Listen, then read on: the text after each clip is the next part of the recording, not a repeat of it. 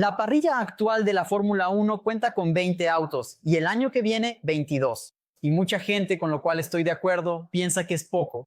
Nos gustaría tener 24, 26, 28 como ocurría en el pasado. Y la parrilla de la Fórmula 1 llegó a tener 39 inscritos en el Gran Premio de Brasil de 1989 en Jacarepaguá. Así que ven conmigo a conocer la fabulosa historia de la era de la preclasificación, una época increíble en la que muchos equipos querían participar, no había lugar para todos y se hacía una especie de examen de ingreso. Y los eliminados, cada equipo deliciosamente amateur, tienes que conocer esta historia. Cada piloto dudoso, cada coche destartalado sin patrocinadores, en fin, una fauna y una flora divertidísimas. Y de eso es de lo que vamos a hablar hoy en Splash and Go, de la era de la preclasificación. Pero antes, este video está patrocinado por nuestro socio de hace mucho tiempo. Estoy hablando de Surfshark, el mejor servicio de VPN para ti, para mí, para todos nosotros. VPN, como siempre explico aquí, es la sigla en inglés de Virtual Private Network, una red privada de datos por donde nuestra información circula de forma segura. Todo lo que llega a tu computadora, a tu notebook, a tu tablet, a tu consola de videojuegos, a tu smartphone, es información que está circulando por internet.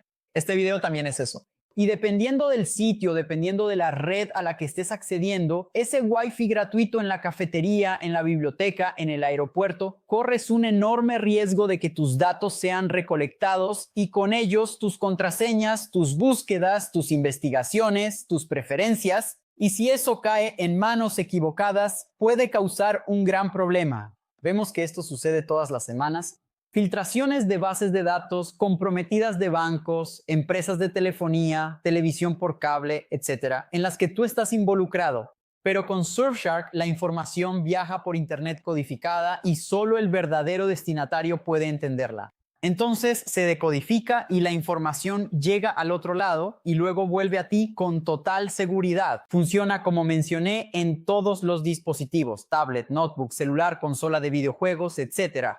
Y además tiene una serie de otras funciones como avisos para ti de que tu información se ha filtrado en una base de datos al otro lado del mundo. Y la mejor parte es que al suscribirte a Surfshark usando mi cupón, el enlace está aquí abajo en la descripción, fijado en el primer comentario y también en este código QR, ya te lo estoy dejando fácil. Tienes acceso a una promoción exclusiva para nuestra comunidad de Splash and Go. Por lo tanto, después del video, no pierdas tiempo, no te descuides, pon Surfshark en tu día a día y navega con seguridad.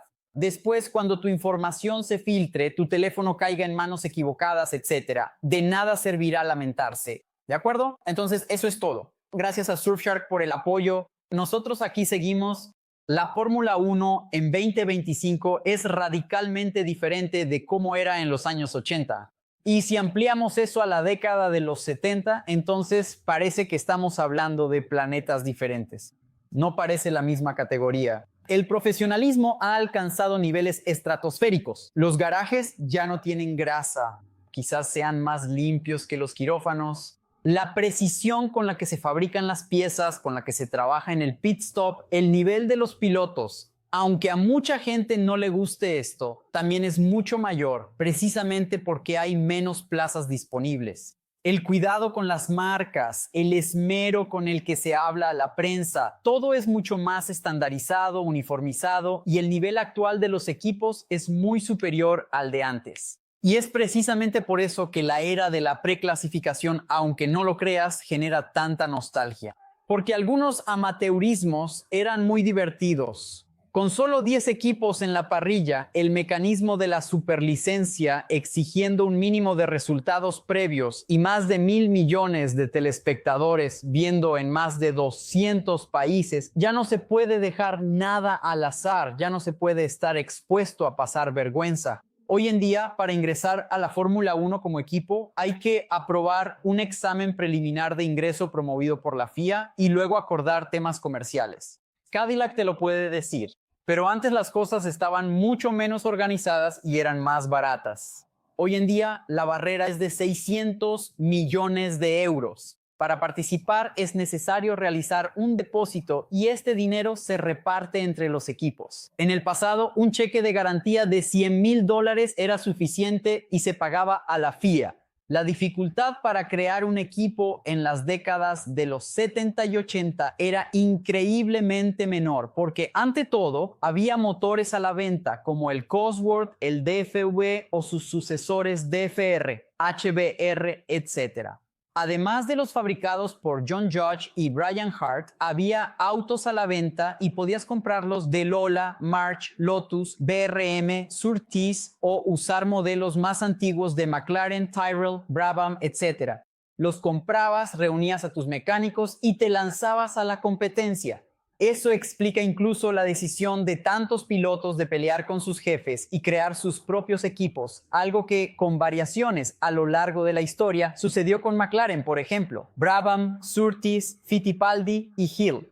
Todos ellos, excepto los Fittipaldi, empezaron comprando autos y después pasaron a fabricar los suyos propios. La Williams, por ejemplo, en su primera etapa en la Fórmula 1, antes de quebrar y empezar de nuevo en asociación con Patrick Reed y dinero saudí, utilizó modelos de Brabham y March. Nelson Piquet debutó en la Fórmula 1 con un McLaren M23 que ya tenía varias temporadas, el mismo modelo M23 con el que Emerson Fittipaldi había sido campeón en el 74 y que terminó en manos del equipo con el que Piquet debutó en el 78. Esa época se conoció como la época de la Fórmula One Kit Car, porque el término ya lo resume todo. Era un kit, ibas comprando las piezas, las juntabas todas, tomabas a tu piloto y te ibas a la pista. Esa fiesta de parrilla llena perduraría hasta 1992. Incluso con la llegada de los motores turbo, era posible comprarlos por un precio razonablemente aceptable, como mencioné sobre Ford, Judge y Hart. Pero en 1989, 21 equipos llenaron el formulario de inscripción de la FIA, totalizando 39 autos y, si estás haciendo la cuenta, sí, no todos vinieron con dos. Hasta ese momento, siempre que teníamos más candidatos que plazas, era posible administrar a todos en una sesión de clasificación. Pero cuando ese número llegó a 39, la FIA dijo, pueden parar. Llegaron a considerar un formato de preclasificación que ocurriría un fin de semana antes de los grandes premios y posiblemente hasta en otro lugar. Pero de inmediato alguien dijo, eso es inviable. Estamos poniendo a los equipos más pobres de la parrilla a tener que ir a otro sitio, sumando costos para disputar, quién sabe, el derecho de participar en la clasificación del sábado con los demás. Ni pensarlo. Por lo tanto, resultó más lógico colocar este evento junto con la programación del Gran Premio anterior. Pero ¿cómo era al final esa tal preclasificación? Bueno, en 1988 ya había 18 equipos y entonces el fin de la era del turbo, que ocurriría en el 89, animó a más equipos a juntar las piezas, comprar motores y enfrentar el desafío. Además de eso, comenzaba la cobertura vía satélite, en vivo para todo el mundo, y la oferta de patrocinio aumentó. ¿Cómo así aumentó el patrocinio y las pequeñas escuderías eran débiles y sin dinero? Sí, por supuesto. Aumentó para todos, las grandes se quedaron con la mayor parte, pero había más gente dispuesta a pagar migajas a las pequeñas. Muchas marcas querían aparecer, aunque fuera solo para decir que estaban en la Fórmula 1. Y así 21 equipos se presentaron entonces para la pretemporada de 1989. De hecho, 20 se presentaron porque una baja ya ocurrió antes de que todo comenzara, ya que First, que acabaría siendo la última, llenó la documentación y no se presentó en Jacarepaguá. Primera etapa, entonces, Río de Janeiro, un calor insoportable, y aparecieron en el siguiente orden. McLaren, Tyrrell, Williams, Brabham, que volvía después de un año entero sin correr en el 88, Arrows, Lotus, March, Osella, Benetton, Scuderia Italia, Minardi, Ligier, Ferrari, Larousse, Coloni, Saxpeed, Onyx, Rial y AGS. Con toda esta gente, para empezar, había un problema de infraestructura. No había garaje para todo el mundo. Y por eso algunos equipos tenían que montar carpas porque no había boxes permanentes de concreto para ellos. ¿Quiénes? La gente, por supuesto, de la preclasificación.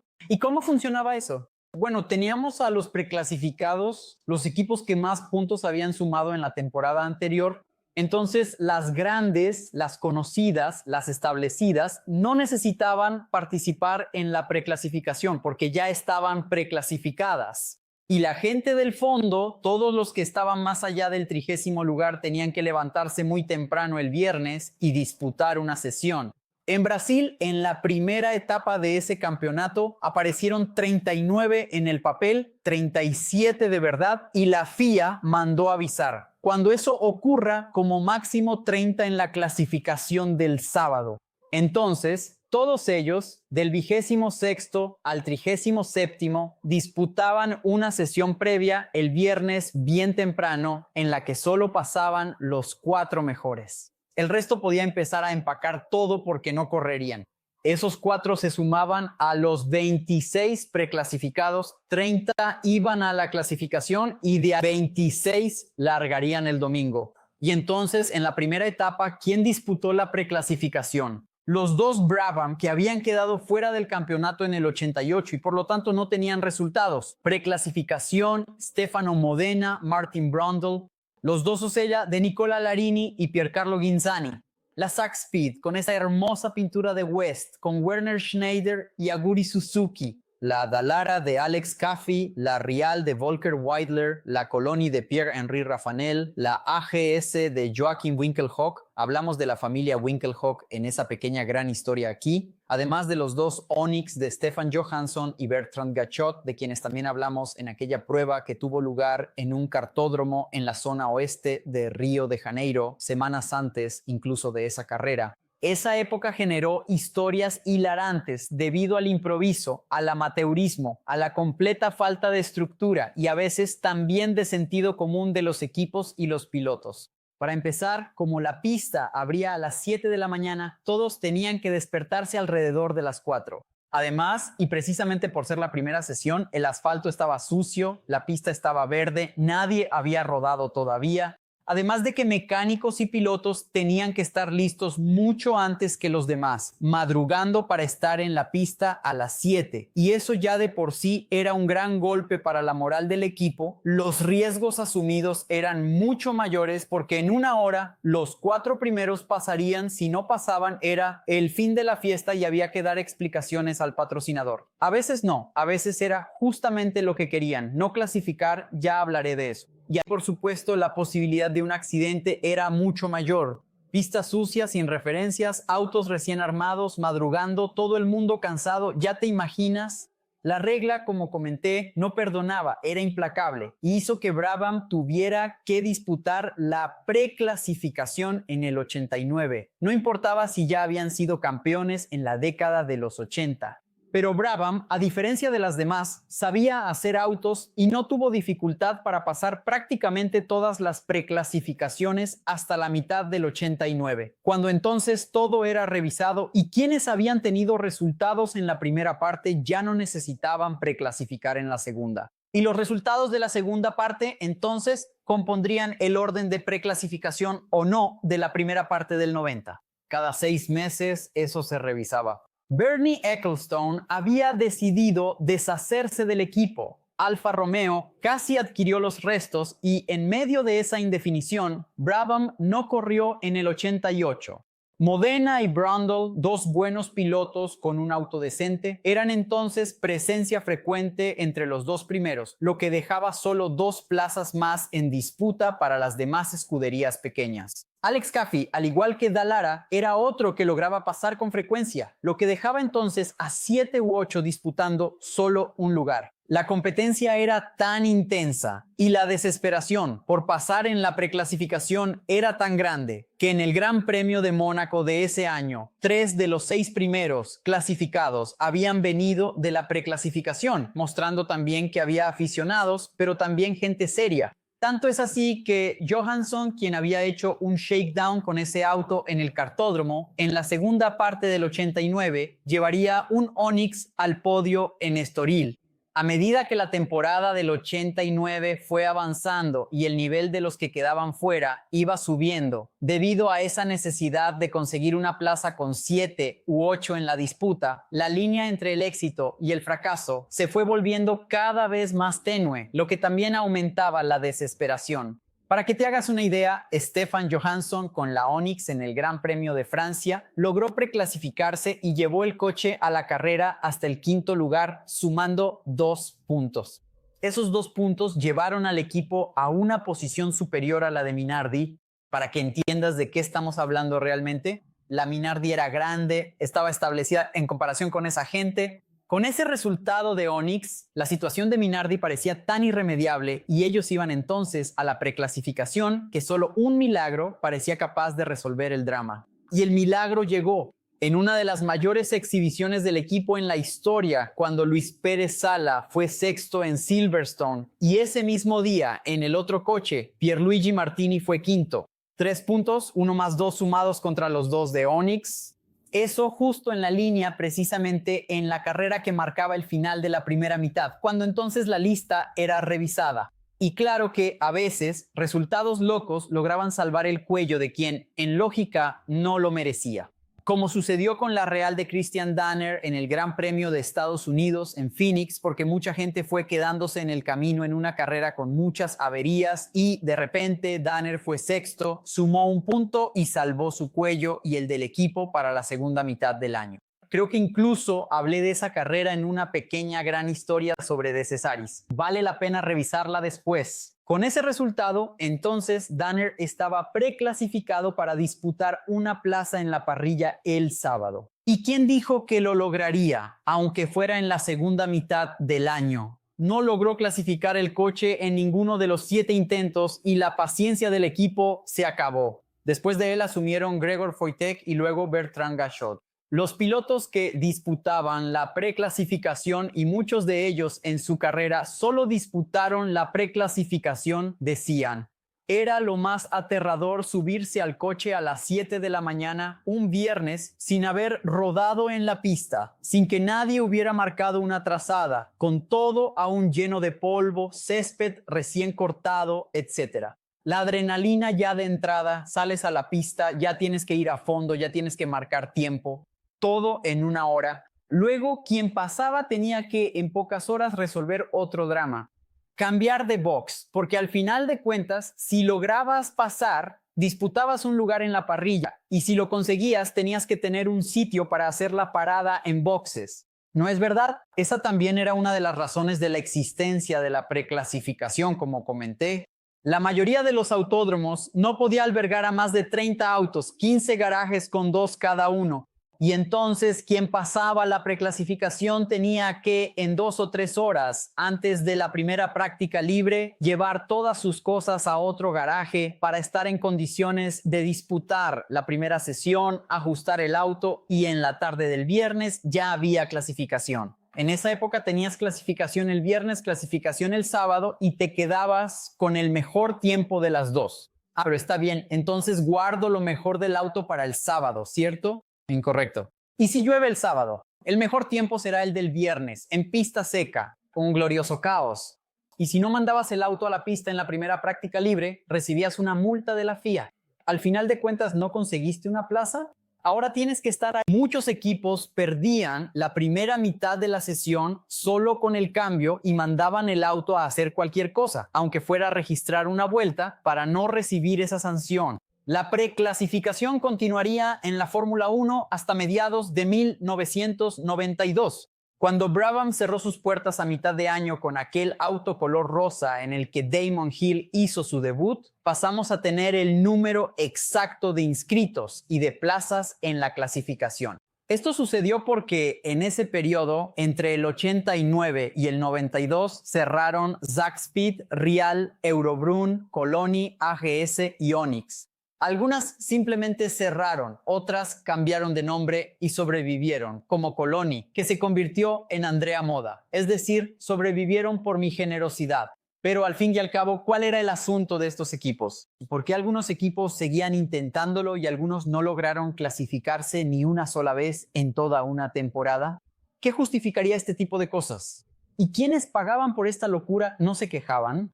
Entonces, a veces eran negocios sospechosos, muchas veces. En resumen, estafas de los más diversos niveles.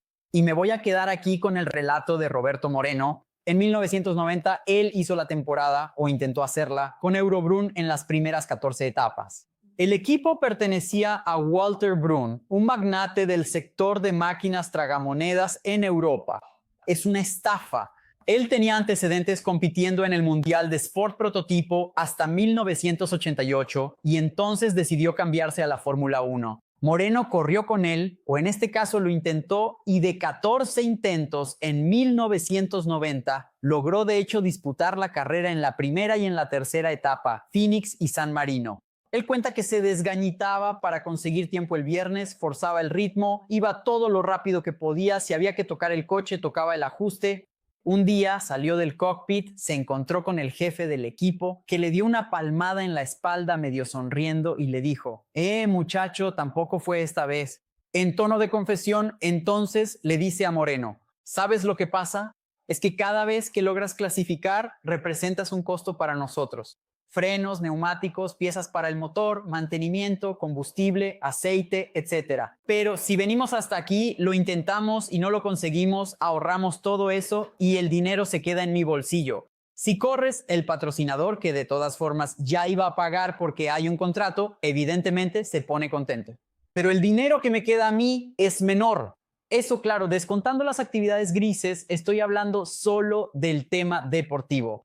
Al fin y al cabo, es una máquina tragamonedas, ¿no? Ya sabes cómo es. El equipo, ya lo he dicho aquí varias veces, antes que nada es una organización, una empresa que necesita sobrevivir y para sobrevivir necesita gastar menos de lo que recauda.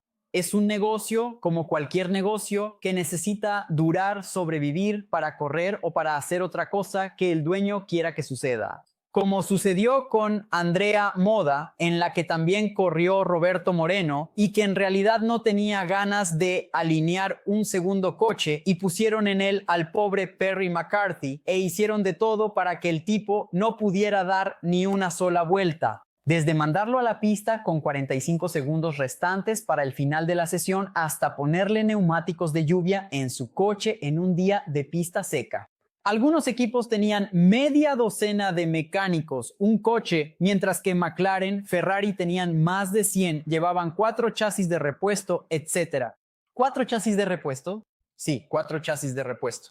En el Gran Premio de Brasil de 1992, Ron Dennis apareció en São Paulo con 6 coches, lo que hace que aquel videojuego, al que jugué mucho en el Mega Drive, Super Mónaco GP, sea bastante realista, en el que los equipos importantes como Madonna, que era la McLaren, o Best Wall, que era la Benetton, tenían varios mecánicos, piezas, etc. Y cuando ibas hacia el fondo, la Zero Force, que era la Zack Speed, hasta los colores lo indican, tenía 1 o 2 gatos locos y nada más. Puedes buscarlo en internet, está muy bueno. Incluso este juego tiene la representación de todos los equipos, o casi todos, porque la Madonna era la McLaren, la Firenze era la Ferrari, la Millions era la Williams, la Basketball era la Benetton, y fíjate cómo va disminuyendo el número de personas y la infraestructura a medida que vamos llegando al fondo de la parrilla, porque la Rigel era la Real, la Zack Speed era la Zero Force, la Orchis era la Onyx, y todas ellas tenían una infraestructura mucho más reducida. Algunos pilotos, como mencioné, llegaron a pasar el año entero, completito, intentando al menos preclasificar y no lo lograron. Como Enrico Bertaglia, Claudio Langes, Pedro Chávez, Volker Wieldner y el Stick Perry McCarthy. Imagina viajar todo el año, pasar por 16 países, intentar preclasificar todos los viernes y nunca aparecer en la quali, mucho menos en la parrilla de salida. Llega a casa y la madre le está diciendo a la vecina: porque mi hijo es piloto de Fórmula 1. ¿Sí? ¿Cuándo? Y claro, ya lo prometí aquí, algún día tengo que profundizar en la historia del equipo más magníficamente terrible. Esa quedó buena, de la Fórmula 1 Live. Un equipo tan desastroso que intentó su suerte en la Fórmula 1 en 1990 que hace que Andrea Moda parezca estructurada. Se les ocurrió poner un motor en el auto con formato de doble U y 12 cilindros, en un chasis que ya era lento en la Fórmula 3000 y que nunca logró dar una sola vuelta lanzada, ni una sola. ¿Puedes creerlo? En Phoenix, en Estados Unidos, en la primera carrera del año, dieron 4 vueltas de instalación, ninguna de ellas para intentar realmente marcar tiempo, y la centralita del auto se quemó y no tenían otra para cambiar. Se acabó. En Interlagos salió de boxes y se rompió el eje piloto a mitad de vuelta. Fin de la fiesta. En Imola, 0 vueltas y la bomba de aceite se quemó todavía en el pit lane. En Mónaco, 8 vueltas, wow, y el motor se rompió en una vuelta rápida. En Canadá, problema eléctrico. 7 vueltas, ninguna cronometrada y ya quedó. Y para que esto no se haga largo, se los voy a leer. En México, el motor se rompió en la vuelta de salida. En Francia, la bomba de combustible también falló en la salida. Silverstone, 8 vueltas, ninguna cronometrada, motor. Alemania, 5 vueltas. Intentaron cambiar el ajuste de la suspensión. Mira qué elegante. Y no lograron terminar a tiempo. 0. Y otro festival de intentos para que en las 2 últimas del año ni siquiera aparecieran en Japón y Australia con una porquería así. Para ahorrar, claro, el dinero del flete. En la primera carrera del año, para que te hagas una idea, tuvieron que pedirle prestado a Eurobroom el medidor de presión de los neumáticos. Un elemento tan esencial como, no sé, un casco. ¿Quién fue el piloto que más veces disputó preclasificaciones? Bertrand Gachot con 41 participaciones con Onyx, Coloni, Jordan y Venturi, que sería Lala Rossi o fue Lala Rossi. Y hay un piloto que tiene el récord de 100% de aprovechamiento en todas las preclasificaciones que disputó, logró pasar el examen de ingreso. Stefano Modena en la primera mitad de la temporada del 89. Otro ejemplo extraño fue cuando Eric Van de Poele, belga, piloto de Lambo, en realidad Scuderia Modena, pero todo el mundo la llamaba Lambo porque era una operación encubierta de Lamborghini. Para que veas, Lamborghini fue detenido a la salida del pit lane porque los comisarios dijeron: oye, eres muy alto para ese cockpit, tu cabeza está en una posición muy alta en relación con el arco de seguridad, si vuelcas, te mueres. No pudo salir a la pista, fue detenido. Y yo te pregunto, ¿no se podía haber visto eso antes? Para Lambo no. Y hay una historia graciosa que involucra a Jordan, que por ser un equipo nuevo en 1991, tuvo que disputar la preclasificación y, como tenían estructura, marcarían puntos y tendrían resultados ese año. La preclasificación para ellos se volvió un privilegio, porque en la primera mitad del año tuvieron la oportunidad de rodar más que sus rivales y así refinar el ajuste del coche, llegando a los entrenamientos libres y a la clasificación del viernes con 1 hora más de pista que sus rivales. En fin, podría quedarme aquí contando historias bizarras. Sería muy divertido, de hecho, durante horas, porque la preclasificación es casi sinónimo de historias bizarras. ¿Te acuerdas de alguna? Cuéntala aquí en los comentarios. Puede convertirse en una gran historia en nuestro segmento de los miércoles. Esta fue entonces la regrabación del episodio sobre la preclasificación, que había grabado originalmente allá en 2022. Pero como siempre hay gente nueva llegando aquí, vale la pena contarlo de nuevo. Espero que les haya gustado, dejen su like que es gratis, no cuesta nada, ya saben, ayuda muchísimo al canal, hazme ese favor, haznos ese favor. Y no te olvides de comentar, de dejar tu hype aunque sea con un emoji, cuéntanos desde dónde nos ves, lo importante es comentar. Comentarios, likes y hype son el combustible para el crecimiento del canal. Nuestra audiencia tiene un nivel de compromiso sensacional que realmente marca la diferencia. Y por eso aquí tenemos más likes, comentarios y hype que canales con 10 o 15 veces más suscriptores que nosotros. Porque ustedes son increíbles. Para no perderte nada de lo que hacemos por aquí, ya sabes, canales de notificación, Instagram, Telegram y WhatsApp, donde entras y recibes un mensajito automático en el instante en que publico cada uno de los contenidos. Por último, tenemos nuestras redes sociales, Instagram, Twitter, Threads y TikTok, donde hay contenido todo el tiempo. Nos vemos aquí en los próximos videos. Gracias y un fuerte abrazo.